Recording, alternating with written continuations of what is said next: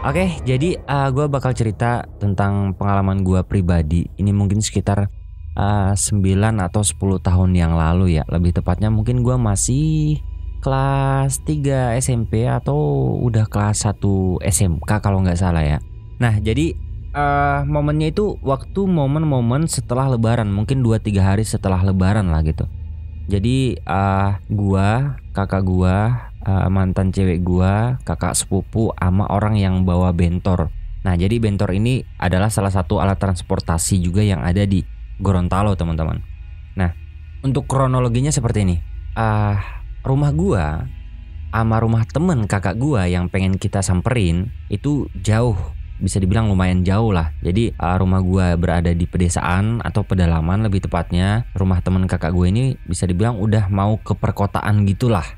Nah, jadi di perjalanan antara ke rumah temen kakak gue nih, kita pasti harus ngelewatin namanya namanya itu kalau nggak salah tanjakan penyesalan kalau nggak salah. Karena emang udah dikasih julukan sama orang-orang itu namanya tanjakan penyesalan kalau nggak salah ya. Jadi pas di tanjakan itu teman-teman, di situ itu ada pohon beringin gede banget. Dan di situ bukan cuma satu tapi ada dua. Satunya yang gede banget, satu nggak terlalu. Gua sama kakak gue itu berangkat sekitar jam 3 sore lah sama yang 3 orang lainnya nih. Jadi kita berangkat jam 3 sore, terus sampai di sana ya kita ngobrol-ngobrol, terus nggak kerasa udah deket-deket maghrib. Nah, dan pada saat itu teman-teman, cuacanya itu lagi nggak mendukung gitu. Maksudnya gimana ya? Lagi gerimis teman-teman, lebih tepatnya gerimis. Dan cuacanya juga mungkin dari cuaca dia hujan teman-teman, tapi masih cerah gitu. Cerahnya gimana ya, kayak memerah lah. Tau lah kalau udah mau ini kan, udah mau senja gitu kan, udah mau maghrib kan, pasti cahaya matahari itu masih ada sedikit lah tapi merah gitu. Pas kan keadaannya ini lagi gerimis nih, jadi kan gimana ya, mungkin untuk orang-orang tua dulu bilang katanya jangan keluar jam-jam segini, apalagi keadaannya hujan gerimis, terus langit masih merah, itu katanya banyak setan kan, kayak gitu kan. Karena gerimis kan, kita takutnya itu bakal ketahan lama gitu kalau misalnya kita nggak langsung pulang. Dan saat itu udah deket-deket maghrib, sekitar 5:30 lah gitu ya, sekitar 5:30.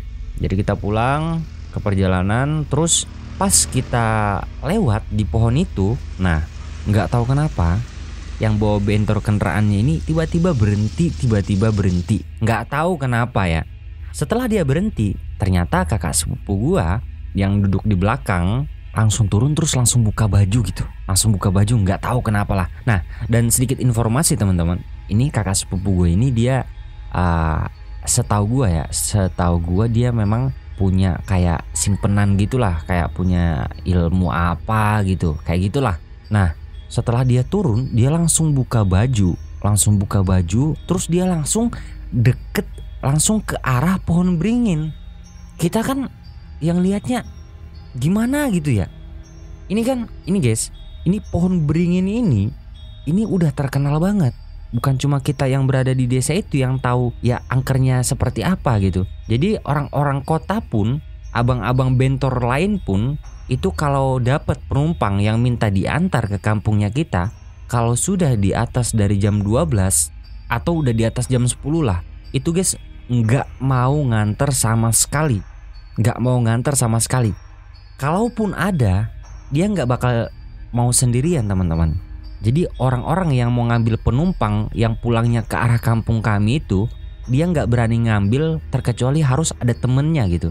Jadi contoh gini ya, bentor itu kan biasanya bisa sampai 3 orang nih. Kita berlima, kenapa ya? Mungkin karena kita ya udah desak-desakan gitu. Sebenarnya untuk aturan lalu lintasnya mungkin 2 orang di depan, 1 orang di belakang gitu aja. Tapi kita kan ya cabe-cabean gitu. Karena masih dulu banget kan ya. Nah, jadi kalau orang kota pun kalau ngantar itu harus ada temennya teman-teman. Kalau nggak ada yang nemenin dia untuk ngantar penumpang ke arah kampung kami, mereka nggak bakal mau kayak gitu. Saking angkernya tempat ini, saking dikenalnya tempat ini. Jadi setelah kakak sepupu gue itu turun, buka baju dan ke arah pohon beringin, kalian tahu nggak dia ngapain? Ternyata dia buang air kecil di tempat itu teman-teman. Gila nggak sih? Orang lain aja untuk lewat situ takut. Ya, orang lain aja lewat situ takut, tapi dia berani nyamperin atau pergi ke pohon itu, terus dia buang air kecil di situ. Dan Pas dia balik nih, pas dia balik bareng kan dia ngebelakangin kita nih. Pas dia balik itu bukan cuman gua yang lihat, ini yang kakak gua, mantan gua, sama yang bawa bentor ini lihat juga. Jadi pada saat kakak sepupu gua itu balik badan, itu di belakangnya ada pocong, kuntilanak, sama tuyul. Gua nggak tahu kenapa kayak bisa kayak gitu. Dan di arah bawah kan tanjakan nih, di arah bawahnya itu kayak ada yang jalan tapi gede banget nggak kelihatan, gede banget, maksudnya gelap, bentuknya gelap, nggak kelihatan sama sekali, tapi untuk wujudnya itu gede banget kelihatan. Nah sontak yang bawa bentor nih, dia kaget dong. Bukan cuma dia yang kaget, kita semua pun kaget di situ liatnya. Mungkin secara nggak sadar ini yang bawa bentor langsung tancap gas tanpa dia mikir kalau ternyata kakak gue masih di sana. Pas yang bawa bentor ini nancep gas, kakak sepupu gue cuma ketawa terus lari-lari dan langsung lompat ke bentornya. Jadi bentornya ini kan udah nancep gas nih. Mungkin nggak tahu lah dia pakai apa gitu. Dia langsung lari, lompat langsung keduduk di belakang itu, langsung bisa duduk di belakang itu. Setelah itu kita langsung dapat info yang mana yang bawa bentor ini sakit selama 1 minggu. Jadi dia setelah kejadian itu guys, dia udah nggak nyari penumpang lagi. Jadi dia mungkin karena sakit selama seminggu dia sakit setelah kejadian itu.